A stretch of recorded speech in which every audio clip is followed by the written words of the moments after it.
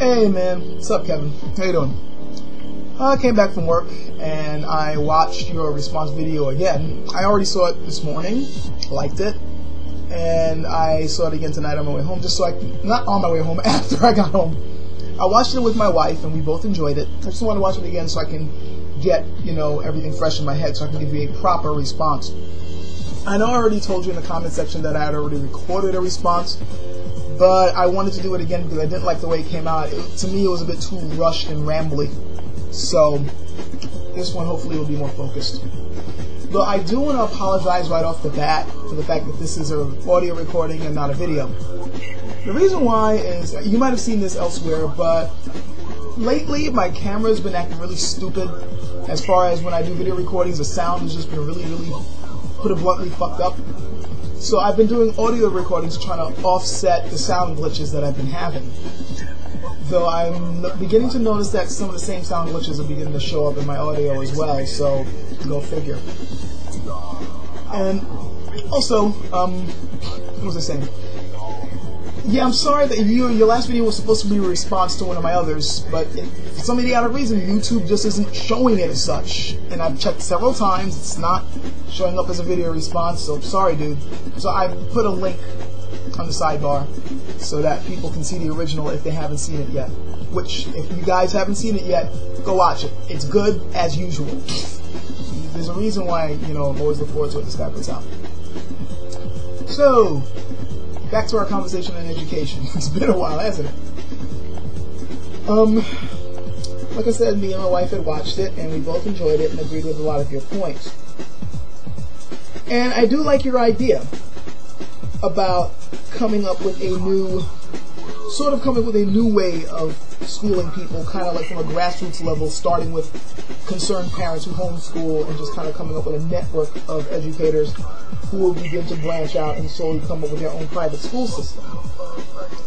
You happen to mention that you wanted to have it with anarchist and libertarian educators. And I can see why. So I want to put an aside here because you said that a place that caters to your type and to an extent people like me. I just want to say this right off the bat, in case I haven't clarified it elsewhere. I'm sure I have, but I know a lot of people are kind of confused as to what my political leanings are because it seems that I'm all over the place with it. I'll just say it right here for anyone who's not certain, because some people are like, is he an anarchist or is he not? Is he libertarian? Is he not? First of all, as far as being libertarian, Democrat, whatever, I do not align myself with any political party. While some of them are a little bit better than most, there are a couple of flaws I find with a bunch of others, and I just can't. I can't align myself with them because I feel safely flawed. Democrats and Republicans, fuck them. I'll never ever sign a ticket under any of those people. I always sign as an independent. Anarchism, I like the idea. I will always say that I personally ultimately think that anarchy would be the perfect way for people to be, but I just don't think people are ready for it yet. Let's be honest, people are too fearful and stupid to go with such an idea. And there are a couple of other things in the way, and that's a topic for another video. But I want to ask other anarchists for their ideas, but that's something else, and I'm kind of getting off topic here. But I'm still off topic. As far as libertarianism is concerned, while I like libertarians, the party's beginning to get infiltrated by Republicans. And while that's not necessarily a bad thing per se, because I noticed that not all Republicans are assholes, many of them are simply fiscal conservatives who are sick and tired of the betrayal that their party has done. But I'm also noticing a few of the jackasses in the Republican Party beginning to infiltrate the Libertarian Party as well. And I did pick that word on purpose, infiltrate. I don't want to go too much into it because, again, that's getting off topic, but let's put it this way. When you start seeing libertarians saying that Rush Limbaugh actually has some good ideas, you know something's wrong. And I'll leave it at that. So, education. Like I said, your idea, starting from the grassroots level, I personally thought was a really cool idea. I'd like to expand on that.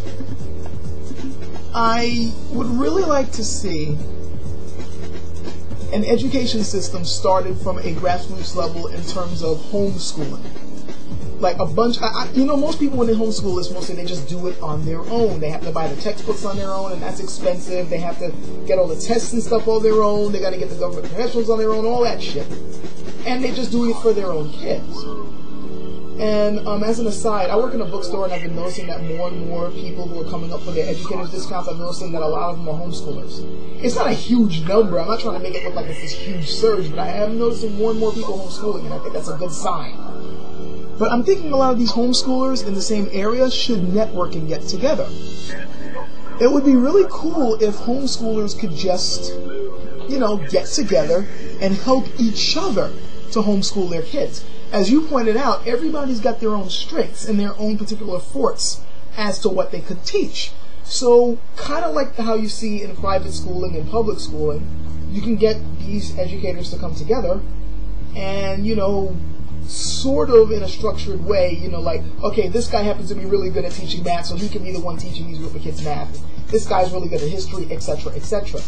And you just slowly build this neighborhood/town network of homeschoolers who homeschool their kids as well as other kids. And this meeting of the minds of homeschoolers, so to speak, could help them to find better ways and better tricks of the trade, so to speak, on homeschooling each other. And the network, of course, would grow. Once it gets to a sustainable level where people are pooling their resources, because if there's going to be a group of you guys, sooner or later you are going to pool your resources. Carpooling, helping each other buy the same textbook, so not everyone has to keep buying multiple copies of the same textbook, like everyone's working off the same books, having a meeting area. Let's say somebody's willing to, for a particular week, a particular day, everyone meets up at their house or the other person's house, or maybe even a public spot. Everyone brings in lunch, things like, pooling your resources, helping, and it would help with expenses. But obviously, a network like this with people who truly care about the education of their kids, because it actually is their kids, the education's going to be superior, and word's going to get around. When that happens, people on the outside are going to want their kids to be taught in this type of manner, of course, sooner or later, and that's when you can start charging them.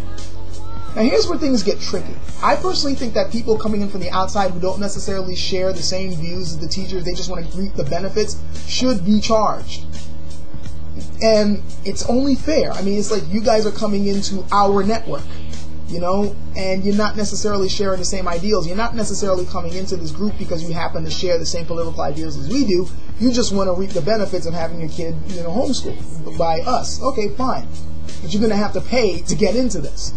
It doesn't have to be, much, but there has to be some type of fee. And this is how you can build your own private school system. Now, I know if I was running such a system, I would have a couple of rules that I know would be controversial to some people, and I definitely wouldn't mind your input on this, whether you think they're good or bad ideas. So just let me know. First idea, cut out the fascist/patriotic leanings. I wouldn't have this school where in the beginning of the morning classes all the goddamn time people are going to be saluting the flag. I pledge allegiance to the flag. None of that shit. First of all, we're not raising our kids to be in a fascist regime. We're raising our kids to have a decent education and to be intelligent when they grow older. Pledging allegiance to an inanimate object's got nothing to do with it. And while some people are going to be saying, well, you should at least care about this country, they can care about this country by not falling for its bullshit. We want kids who are going to be able to progress and evolve this country, not fall for the same BS. And really, pledging allegiance to a flag has really got little to do with the actual intelligence. And besides, if this system is going to be run by a bunch of libertarian and anarchistic educators anyway, they wouldn't want to pledge allegiance to a freaking flag. So that's right out the window. Second, and this is probably going to get even more ire, I don't necessarily think that the running of the school should be democratic. And what I mean by that is not every single last parent, especially the outside parents coming in who want to reap the benefits without necessarily putting into things as much as the original people did, they shouldn't have a say in how it's run. Especially if they have no clue how education works or what counts as a true academic standard for teaching. Now, the reason why I'm saying this is quite simply because I've seen the damage that this can cause. Let's be honest, people are morons. And the more moronic a group of people is, it seems, the more they want to force their opinions down your throat, whether they know about the subject or not. Perfect example, the creationist movement. How many freaking parents are getting creationist programs taught in certain public schools simply because they are public schools? So they're like, this is public and we feel we should have a say in what gets taught in my kid's class. and you really don't know shit about an academic standard. That's what I want to say to these people. Man, I'm running out of time here, and I didn't get more of my... I'm probably going to have to do this in a separate vid. But yeah, those are my ideas. People who really don't know anything about education really shouldn't have a say in how it's run. If they don't really know what an academic standard is, they really shouldn't tell you how to run it. You know, if they really think that their kid deserves to be taught, quite frankly, gobbledygook, take them out the system and, you know, have them educated elsewhere. That's what a free market's supposed to provide anyway, isn't it? You're not supposed to be the only solution. Anyway, those are just two ideas on the top of my head right off the bat. I would say more, but I'm running out of time, so catch you later, Kevin.